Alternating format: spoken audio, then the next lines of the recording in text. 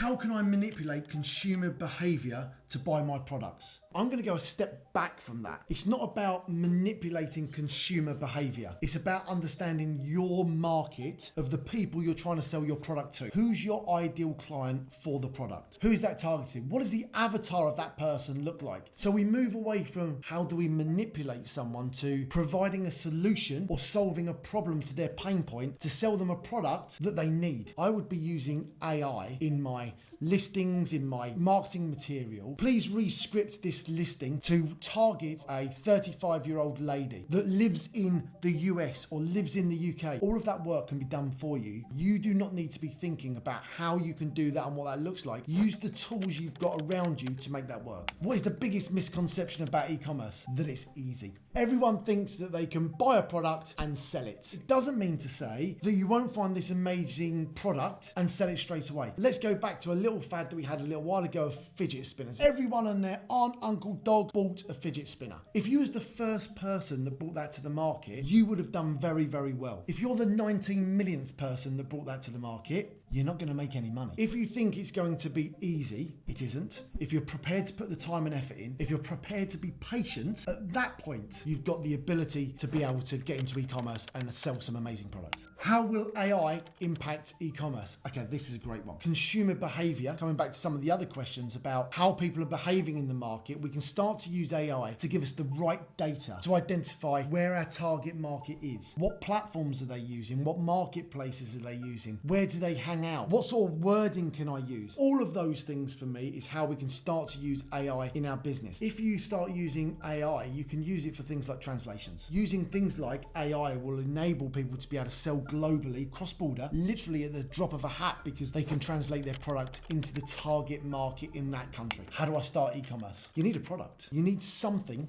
to sell. And for every single person listening to this could be something different. This could be buying a widget from China and selling it online. It could be selling a PDF download online. It could be selling a course. There's so many variables to it. E-commerce is ultimately the ability to sell something online. I spoke to a potential client the other day and he has a marketing business. And that marketing business is e-commerce. I was talk to me about that. What does that look like? And he says, I sell seats for theatres.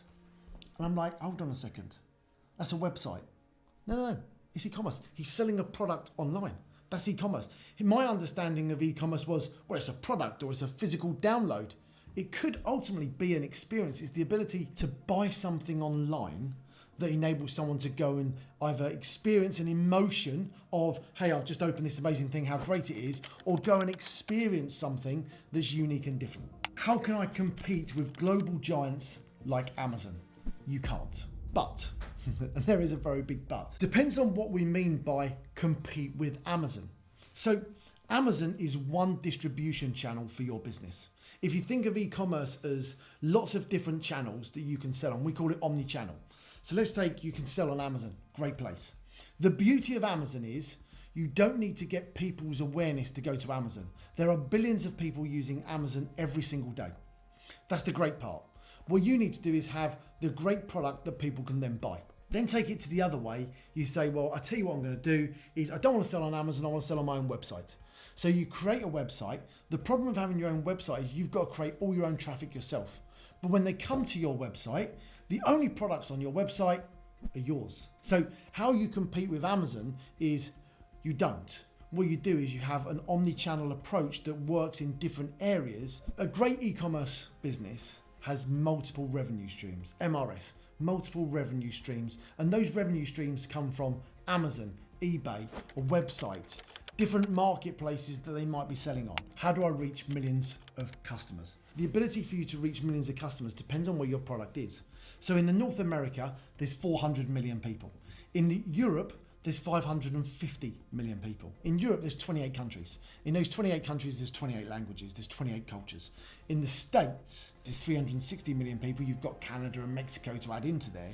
Well, you've only got a limited number of languages, you've got a limited number of cultures I'm going to use very, very broadly. Actually, depending on what your product is and its target market will depend on where you start to consider to put your products. And putting your products in different places, how do you reach millions of customers? It's having the right product, selling to the right person in the right place. How has the TikTok shop changed e-commerce? What we see with the emergence of things like TikTok, when it's a fast growing platform, the ability to sell something on TikTok gives you the ability to get your product in the hands of or in front of people to disrupt their behavior. You're looking on TikTok and you're scrolling through, whether you like that or you don't like that, you're scrolling through and you get an interruption of someone saying, buy my stuff. What is the biggest opportunity market in e-commerce right now? I'm going to come back down to what does your brand do and what does that look like? Depending on where you are in your journey will depend on where you want to get to and what that looks like. The biggest opportunity you have for your business right now is expanding your business to new markets. If you've got a business in the UK that's doing £10,000 a month or £100,000 a month, if you take that e-commerce business and put it in the States, you'll infinitely scale it significantly much more. How do I find a problem to solve? I'm going to be honest. You don't find a problem to solve. It typically finds you. Where have you had an experience that you thought, I can do that better? Where have you done something and thought, that didn't really work very well? Or you're Googling online to find something and you can't find it. That's how you find a problem to solve. For every business that we have been involved in or we have set up or scaled and grown, we've always stumbled across the problem. There's a problem with this, how do we solve it? Our clients got a problem, how do we solve it? The one question we would ask our clients to create multiple revenue streams was, talk me through how your expansion's going. And our clients would say, oh, well, it's going really well, Andy, but I'm struggling with unloading a container to send stock to Amazon FBA. Or I've got a problem with label compliance. I can't get my product compliant, or my product has been taken down in Amazon because it's no longer compliant. So we'd ask the questions to your customers. Which customers are you already serving? Ask them and get every single member of your team to ask them, talk me through how your expansion's going. That one question took our business probably from a £500,000 business to a £4 million business in 2 years. By identifying the problems they had and solving those problems, either with our services or partnering with an organization that can do it. How do I build a community around my e-commerce brand? This is a really interesting one. This is something that we see that lots of people want to do. I'm going to be brutally honest with you. If you sell widgets online, it's really tough to build a community around that. If you've got a brand around you, around the founder, at that point, you can start to build a community. If people use your products in a certain niche, you can niche down on those and build a community off the back of it. I do believe that every great brand has a great community. I'm massively into water sports, and there's something called a dry robe. Basically, you get out of the water and it's like a towel that's designed like a coat. They had no intention, I have no idea of building a community around it, whatever. They come up with a problem to solve. They solved the problem. I get out of the water and I'm cold. What if I have a towel inside a coat? That would be awesome. Online, there is a Facebook group, Dry Robe Flankers. In that group are all these people that now get spotted all over the world wearing this one garment. Now, I'm using that as an example. They didn't create a community for one Facebook group. There's a community behind it. There's people you'll see in the most random places wearing this garment, and they've just built a brand and a community off the back of it. So you've got to be careful what community means, because if you don't lead the community, someone will create a community for you. No publicity is bad publicity. However, you need to structure and manage that to make sure that it's a positive view on your brand. What are the biggest challenges in e-commerce? This is a favourite topic of mine. There's 3 problems that people need to solve in e-commerce. 1 is compliance, 2 is logistics, and 3rd is online distribution and sales. We've covered and talked about sales quite a lot, but the other 2 areas are the 2 areas that people get held up on: the compliance and the logistics. And these are the 2 areas that trip people up the most. You bought your products in China or said Far East location, could be in the States, wherever it happens to be, and the products are being shipped to your facility, your garage, your house, your warehouse. No one can do anything about a container ship going through the Suez Canal and deciding to beach itself in between 2 banks. and then no container ships can go through the Suez Canal. And anyone knows the route of shipping, they go basically from China, they come round down through the Indian Ocean, they come all the way round through Africa, up through the Red Sea and through the Suez Canal into the Med, out through the Med, and then round to the UK, Germany and the Netherlands and Belgium. That's typically how stock gets here. Now imagine a scenario where they can't go through the Suez Canal. Imagine there's 300 container ships all stuck in the Red Sea that can't get through the Suez Canal. Ultimately, the number one problem you're going to have is supply chain issues. You cannot do anything about the local postal network going on strike. So we have something called control the controllable. You cannot control whether Royal Mail, UPS, PostNL, all of those people, you cannot affect whether they go on strike or not. You need to be able to control the controllables and understand what's going on in each region to make your business work effectively for you and get your product to the customer at the end. Compliance. How do you make sure your business is compliant? Your product's compliant, you've got the right trademarks or things in place for your business. You need to pay tax, right? Wherever you sell your products in the world, you need to pay tax. And tax is ultimately you paying money to the government to say thank you for allowing you to sell your products in that region. And that is all tax is. You need to make sure your product is compliant. Product compliance is one of the most important things that will make you fall foul of lots of regulations. I was on TikTok the other day. I'm scrolling through and someone's trying to sell supplements. Hey, I found these supplements and you can do this and it'll change your life. And on the supplements, there's a sign that says, made in Britain. I have the advantage of knowing product compliance quite deeply.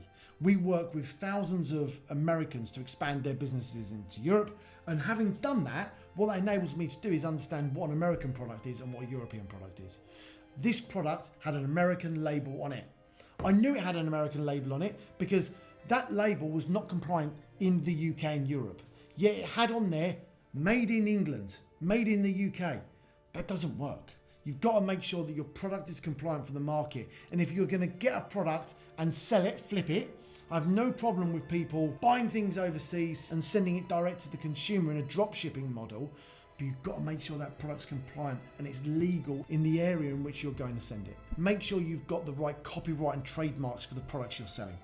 Because if you've got a copycat product that is just copying somebody else, you're infringement of a copyright somewhere.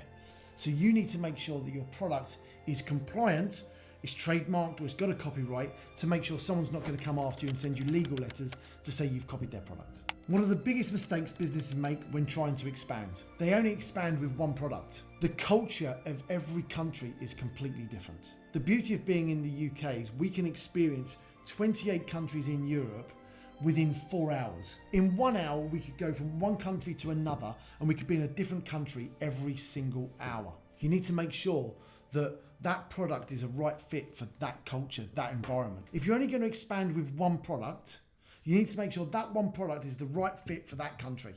And you need to make sure that it's translated and it's relevant to that market. So what are the steps to creating an e-commerce brand? The founder needs to be passionate about something because a brand comes from the founder and the founder's values go through the business and the founder can build a community around something. I buy things where I'm emotionally engaged with something. I'm more likely to buy a product that has a community and a brand around it that's led by an amazing team that's got great marketing and everything else.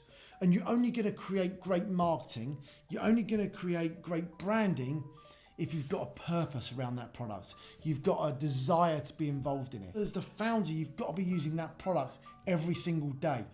And people buy from people using that product. Here's this great product to use. This is why it's great. And it's not about buy this product because it's great. It's here's me doing something amazing and the product's the byproduct of that. You've got to do your market research. Make sure you understand, does the market want your product? Just because that product isn't there at the moment doesn't mean to say it's not a great product. Henry Ford is the great example of this. If he gave people what he wanted, he would have given them faster horses, but he didn't, he gave them a car. And that's a great example about how you can do that, about what you need to think about differently in order to do something. So just because no one's done it before, or it's not designed before, doesn't mean to say it isn't possible. It 100% is. Make sure you've got a framework that people can follow. This is where your customer is now, this is where their pain point is, and this is where you want to get them to. And your product needs to solve that problem. They need to be somewhere along that journey to solve the problem, which means they go from here to here. You'll only sell a product, a service, B2B, D2C, whatever, if your product solves a problem that product has got. And they're probably the biggest things to get started outside of making sure your business is compliant, making sure your product is compliant, making sure you've got distribution channels, and making sure you know where to sell it. And you've got a plan. You need a plan of how to grow and scale that business.